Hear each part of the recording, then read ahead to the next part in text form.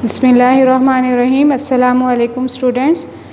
Today is our 12th lecture of Pre-3 English. We start from our general English book and open the page number 43.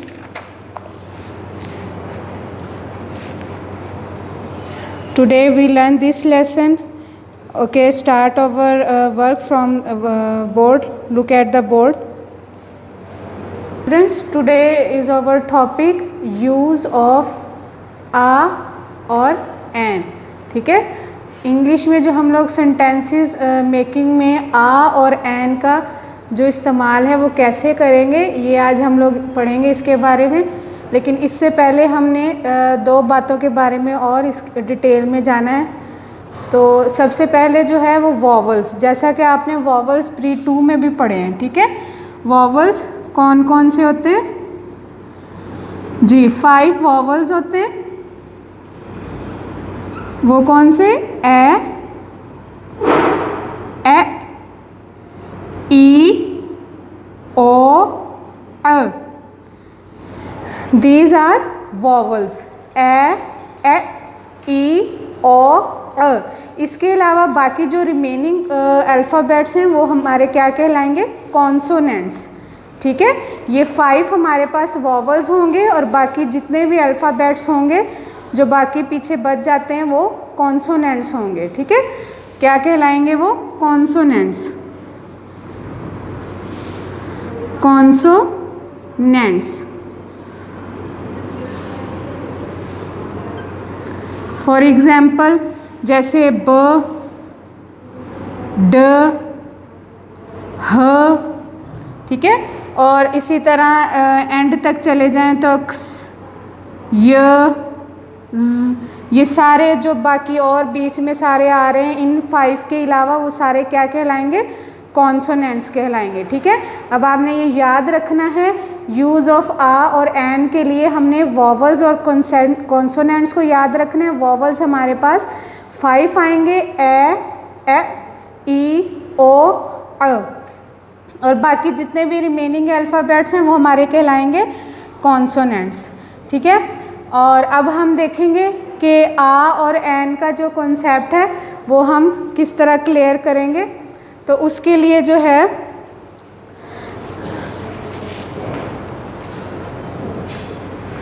Okay students, ये जो आ और N का word है ये single चीज़ यानी single objects के लिए आता है. ठीक है, जैसे a apple, an orange, a box, यानी एक चीज़ के लिए जो है वो हम आ और एन का यूज़ करते हैं. ठीक है, दोनों का सेम मीनिंग है, यानी सिंगल ऑब्जेक्ट के लिए, सिंगल थिंग के लिए जो है वो ये यूज़ होता है. ज़्यादा चीज़ों के लिए आ और एन नहीं आता. ठीक है, दोनों का सेम मीनिंग है. ठीक है, एक ऑब्जेक्ट के लिए आता है लेकिन इनका यूज़ थोड़ा डिफरेंट है. अब यूज़ किस तरह है इसका? फॉर एग्ज़ाम्पल हमने ये सेंटेंस राइट किया, दिस इज पेन. लास्ट में फुल स्टॉप. ठीक है, अब हमने हमारे पास ये क्वेश्चन है यूज़ ऑफ आ और एन, यानी दिस इज पेन.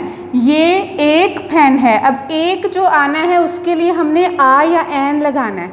तो हमने देखना है कि जहाँ पे हमने आ और एन लगाना है यानी ये हमारे पास जो है ये ब्लैंक है. ठीक है, इसको हमने फिल करना है. अब नेक्स्ट जहाँ पे हमने आ या एन लगाना है तो उससे अगला जो अल्फ़ाबेट है, ये साउंड है, आपने वो देखना है कि कौन सा है, वॉवल है या कॉन्सोनेंट है. ठीक है, हम पढ़ चुके हैं वॉवल 5 होते हैं, ए, ई, ओ, अ, और कॉन्सोनेंट्स ज़्यादा हैं. तो आप देखेंगे कि ये वॉवल है ये कॉन्सोनेंट है. गुड, कॉन्सोनेंट है, ये वॉवल नहीं है. ठीक है, ये देखें वॉवल जो मैं यहाँ पे राइट करती हूँ, ए, ई, ओ, अ. ठीक है, ये वॉवल्स हैं. अब देखें कि ये जो है ये ब्लैंक के बाद जो हमारे पास साउंड आ रहा है, अल्फ़ाबेट आ रहा है, वो वॉवल में से है नहीं है. ठीक है, ये कॉन्सोनेंट है. तो हम यहाँ पे क्या लगा देंगे? एन. सॉरी आ जाएगा यहाँ पे, ठीक है। तो यहाँ पे जो है वो आ जाएगा क्योंकि ये कॉन्सोनेंट है। हमेशा ये बात याद रखनी है कि अगर कॉन्सोनेंट आ रहा है तो उसके लिए हमने आ राइट करना है। और नेक्स्ट सेंटेंस देखें, दिस इज ऑरेंज, ठीक है, ऑरेंज। अब देखें, अब इसको सेंटेंस को रीड करें, this is orange, use of a और एन। अब हमने इसको फिल करना है तो हमने देखना है कि ब्लैंक के बाद जो अगला साउंड आ रहा है, फर्स्ट ब्लैंक के बाद जो अगला फर्स्ट साउंड आ रहा है वो क्या है, वॉवल है या कॉन्सोनेंट है, ठीक है, वॉवल है, गुड, ठीक है, वॉवल में से है ये ओ, तो इसलिए हम यहाँ पे क्या राइट करेंगे, एन, एन, ठीक है, दिस इज एन ऑरेंज। अब देखें, अगर आपने बस ये याद रखना है, वोवल साउंड्स को याद रखना है, ए ई ओ अ। अगर इनमें से कोई साउंड आ रहा है तो इससे पहले हमने क्या यूज़ करना है, एन, ठीक है। बाकी जितने भी कॉन्सोनेंट्स हैं उनके लिए हम यूज़ करेंगे आ, गुड, कॉन्सोनेंट्स के लिए आ जाएगा आ, ओके। तो ये आपका जो कॉन्सेप्ट है ये क्लियर हो गया, यूज़ ऑफ आ और एन। इसके जो है 2 पेजेस हैं बुक पे एक्टिविटी के, तो वो आपने इसको अच्छी तरह करना है, इस कॉन्सेप्ट को माइंड में रख के। यानी अगर ब्लैंक के बाद वॉवल साउंड आ रहा है तो हमने एन लगाना है, और अगर वॉवल साउंड नहीं है तो हमने आ यूज़ करना है, ठीक है। और ये दोनों आ और एन किस लिए यूज़ होते हैं, एक सिंगल यानी सिंगल ऑब्जेक्ट या सिंगल थिंग के लिए, ठीक है, एक चीज़ के लिए ये आएंगे। जैसे दिस इज़ आ फैन, ये एक फैन है, दिस इज़ एन ऑरेंज, ये एक ऑरेंज है, संतरा है, ठीक है। तो ये हमने इसका एक कॉन्सेप्ट हो गया। अब हम अपने नेक्स्ट टॉपिक की तरफ चलते हैं। ओके स्टूडेंट, नेक्स्ट हमारा जो टॉपिक है वो है use of this and that, ठीक है। हमने पहला कॉन्सेप्ट पढ़ा यूज़ ऑफ आ और एन, और नेक्स्ट हमारा टॉपिक है use of this and that. हमने पढ़ा कि आ और एन जो हैं वो सिंगल ऑब्जेक्ट के लिए यूज़ होते हैं। तो आपने नोट किया होगा कि जो मैंने दोनों सेंटेंसेस लिखे थे उसमें दिस यूज़ हो रहा था। तो ये जिस तरह आ और एन सिंगल ऑब्जेक्ट के लिए यूज़ होता है, इसी तरह दिस और दैट भी सिंगल ऑब्जेक्ट के लिए यूज़ होता है। लेकिन इसके यूज़ का जो डिफरेंस है, दोनों का मीनिंग सेम है लेकिन यूज़ इनका डिफरेंट है, तो वो हम उसके बारे में पढ़ेंगे। कि जो वर्ड दिस होता है, ठीक है, दिस जो वर्ड होता है ये उस चीज़ के लिए यूज़ होता है जो हमारे पास हो बहुत ज़्यादा, ठीक है। जैसे हमारे पास पेंसिल यहाँ पे है, बिल्कुल हमारे पास है, ठीक है, तो हम कहेंगे कि दिस ये पेंसिल है, ठीक है। इससे हमें पता चल जाएगा कि ये हमने अपने हैंड में पकड़ी हुई है, हमारे पास है, दिस इज़ आ पेंसिल। लेकिन जो दैट वर्ड आएगा, दैट जो है वो उस चीज़ के लिए यूज़ होता है जो होती सिंगल है लेकिन हमसे ज़रा दूर होती है, जिसको हमें पॉइंट करने की ज़रूरत होती है, ठीक है। जैसे कोई चीज़ अगर हमारे पास फॉर एग्ज़ाम्पल पेंसिल है तो वो हमारे पास जो है वो थोड़ा दूर है, हम उसको पॉइंट आउट कर रहे हैं, ठीक है, दैट इज़ अ पेंसिल, कि वो पेंसिल है, ठीक है।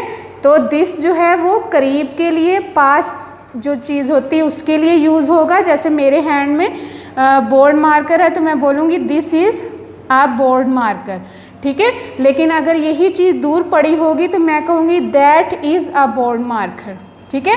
तो ये कॉन्सेप्ट भी आपका क्लियर हो गया। दिस के लिए, दिस जो हमारे पास होगी ऑब्जेक्ट या थिंग उसके लिए यूज़ होगा, और दैट जो चीज़ हमसे थोड़ा दूर होगी जिसको हम पॉइंट आउट करेंगे उसके लिए हम यूज़ करेंगे दैट। ओके स्टूडेंट्स, ये 2 टॉपिक्स थे जिसका कॉन्सेप्ट क्लियर हुआ है। अब हम बुक की तरफ चलते हैं और बुक पे अपना वर्क करते हैं। ओके स्टूडेंट्स, ये हमारा पेज नंबर 43 है। हम इस पे डेट राइट करेंगे जून 29, 2020, class work and the day.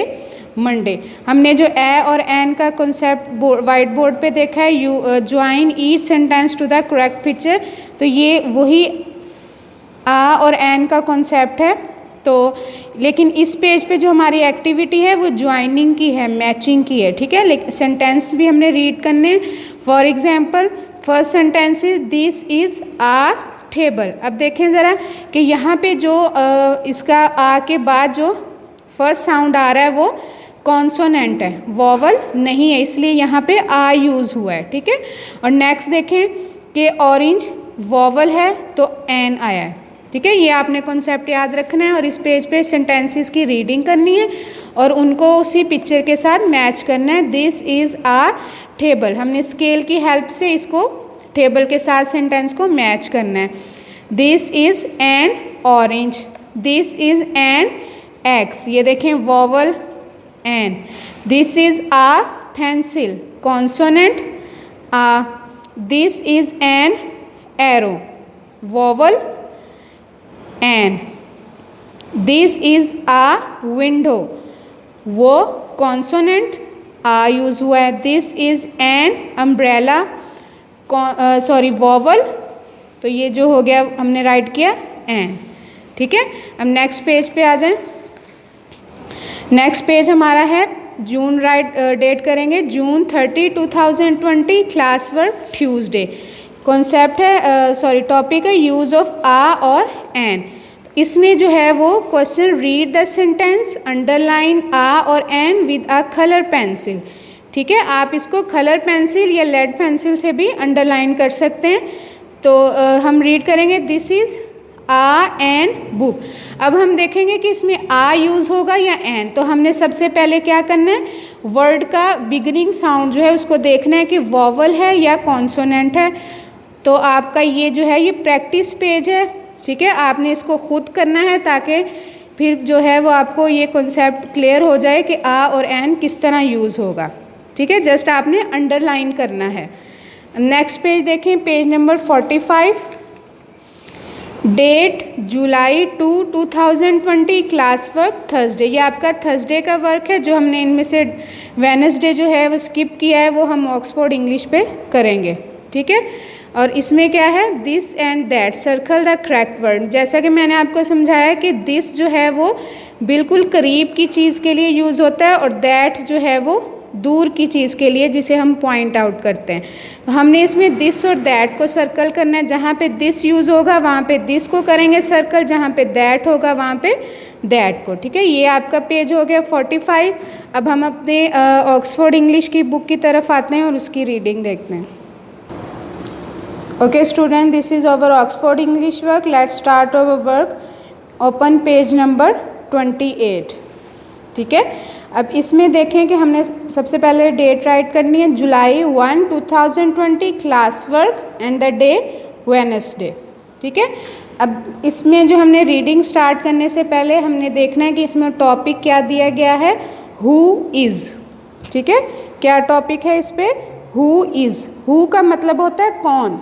For example class में आपको आपकी टीचर कह रही होती हैं हु इज़ मेकिंग नॉइज़, शोर कौन मचा रहा है, हु इज़ राइटिंग कौन लिख रहा है, ठीक है। हु इज़ बीटिंग कौन मार रहा है। तो ये जो हु का मतलब होता है कौन। यानी अब जो हमारी यहाँ पे जो एक पिक्चर दी गई है उसमें एक स्टोरी है, तो उसमें जो है वो हमसे डिफरेंट क्वेश्चंस पूछे जाएंगे, तो उसको हमने पिक्चर को देखते हुए उसको आंसर करना है उस क्वेश्चंस को। तो फॉर एग्जांपल द फर्स्ट देखें, हु, ठीक है। दिस इज़ वर्ड हु, व H O who.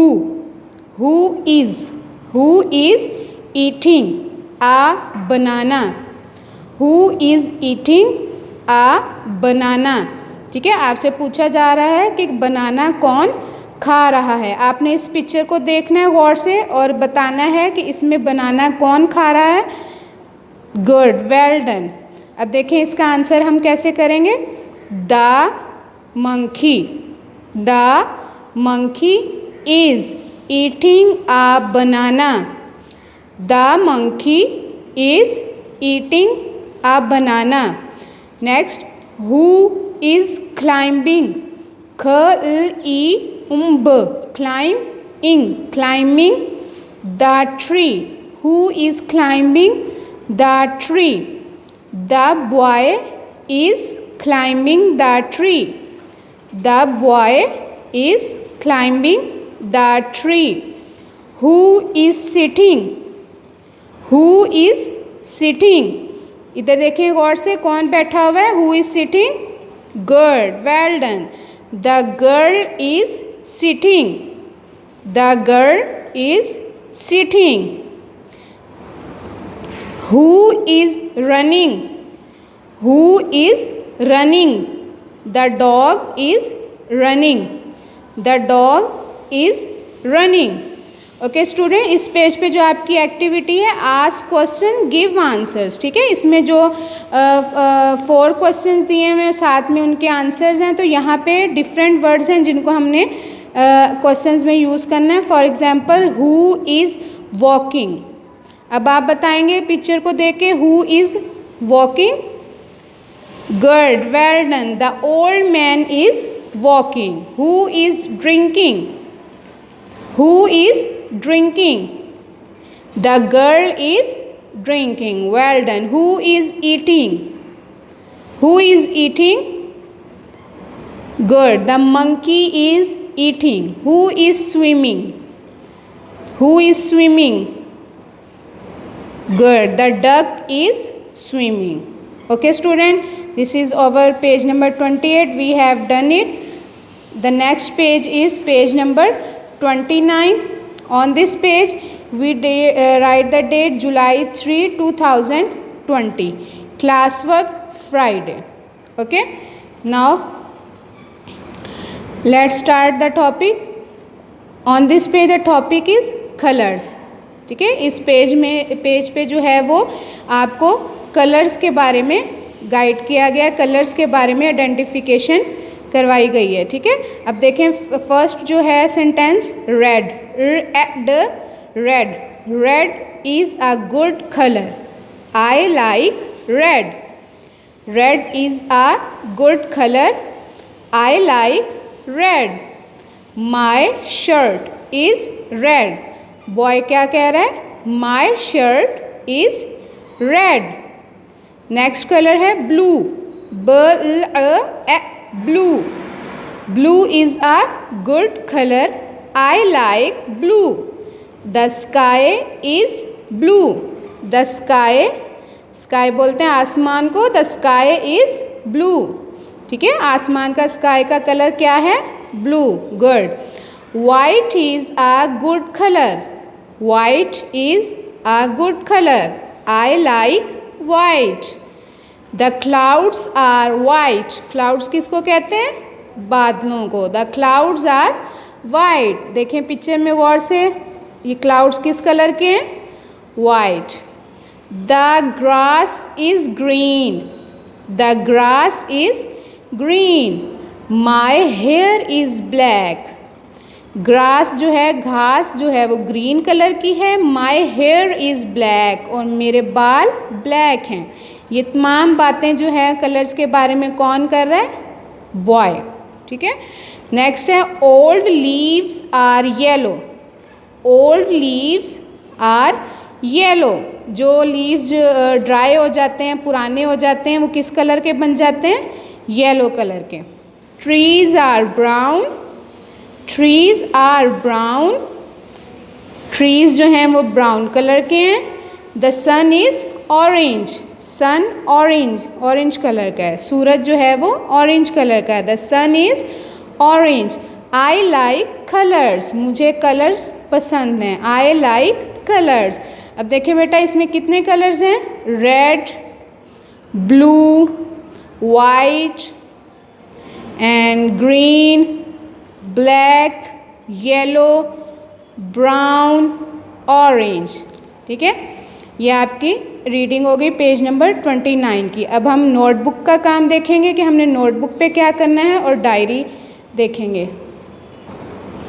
Okay student, June 29 Monday आपकी डायरी है। जनरल इंग्लिश का वर्क आपने बुक पे करना है, page number 43 on book plus homework on notebook. ठीक है, और जो नोटबुक पे होमवर्क आपने करना है वो ये है, टॉपिक वॉवल्स, आपने वॉवल साउंड राइट करने एंड ऑल कॉन्सोनेंट साउंड्स, ठीक है, जितने भी कॉन्सोनेंट्स हैं उनको आपने राइट करना है। ये आपका मंडे का वर्क है नोटबुक पे, ठीक है।